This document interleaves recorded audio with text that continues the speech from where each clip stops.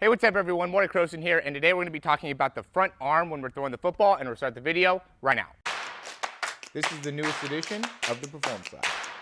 Reach your individual goals. You don't want to just talk about straight line speed. We also want to talk about your ability to be quick.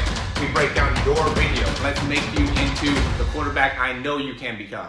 All right, so this is a big topic that we're talking about a lot with athletes within the program, just because it can really help when you're properly syncing up that front arm when you're going to release the ball. There's a couple things that it really does to really make it so you can add more distance and also improve the timing overall of being able to get the ball out of your hands. And so what we want to be able to think about with that front arm, and it's going to be a little bit different for everybody, right? Everybody's not going to have that same front arm movement, just like we're not going to have the same trajectory with the back arm. But we do want to think about there's kind of a correlation in how we're using our throwing arm with how we're using that front arm, right? And so what we want to do when we're loading, and we're going to have a camera here on this side as well to help us out, but what we're going to do, or what we're going to think about is, as we're loading back, we're going to kind of load back a little bit with this back elbow. That front shoulder is going to come up a little bit more when we're throwing it deep, but really we're going to be, here we have our elbow out in front, and then when we load, we're going to be bringing that elbow back behind. Okay, so what happens when we bring that elbow back behind is we kind of want to load this front arm as well. And so we see like Josh Allen, Justin Herbert, guys like that will actually kind of reach out with that front arm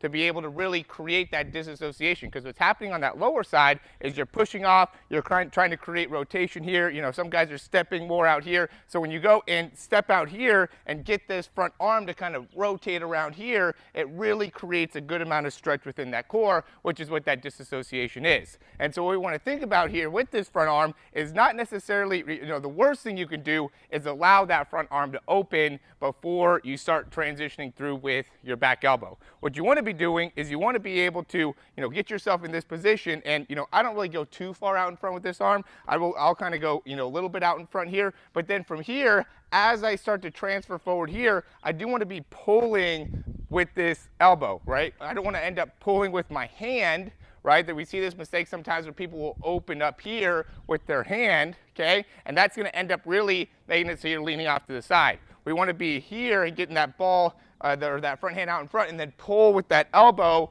as we're coming forward with that football. So the elbow really wants to be pulling here as we're also driving that front elbow through, or that throwing elbow through. Now what that does is it makes it so now it's a little bit easier for us to be able to sync up getting this forearm in a more upright position. What you don't want to be doing here is you don't want to be throwing from here, especially on those deeper throws. We really want to be able to get, to this position, and you're going to still have, that nose of the football is going to be facing straight ahead, but you want to be able to get that forearm as parallel as you possibly can. And then you're going to end up being able to generate more torque when you can start to use that front arm to also sync up with the, back arm, back elbow to be able to generate, again, more torque, more force, more speed, and all those things are going to be able to help you in being able to improve your overall timing within throwing the football. Now, in order to do this properly, you do want to be able to understand how you are utilizing the lower body, right? So make sure you're loading into that back leg, you're getting a good step with that front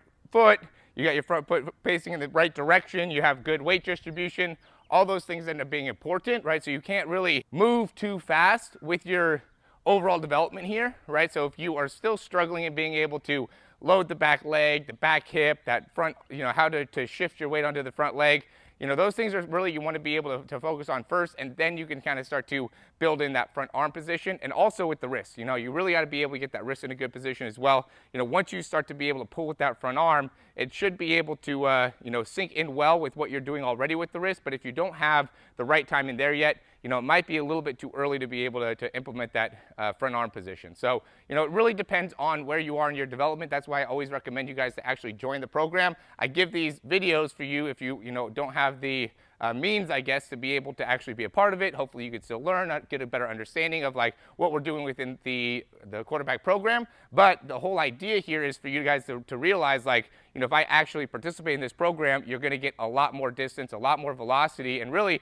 most importantly, a lot more understanding of what you should be doing in order to improve your throw, right? Most of you guys don't understand, what you need to do, and honestly, there's a good amount of quarterback coaches that don't understand exactly what needs to be done in order to improve somebody's throwing distance. results. And so what we want to be able to do is make it so there's a really systemic way or process in order to actually see results within your throwing performance. And that's what we've been able to set out within the program. So if you're interested in that, go ahead and click that link down below in order to find out more. You could also just get like the throw breakdown. There's a lot of things that you could do. The throw breakdown obviously isn't going to be as much value, but that Throw 60 program, if you're looking to be able to improve your throwing distance, your throwing velocity, get better understanding, really be a part of a community that is dedicated to improving their throwing mechanics, that's going to be the thing for you. And to me, it's a great price as well. So as always, thanks for watching. If you like the information, click that thumbs up, subscribe to the channel. If you have any questions, comments, or recommendations, you can leave those down below, and we'll talk to you soon.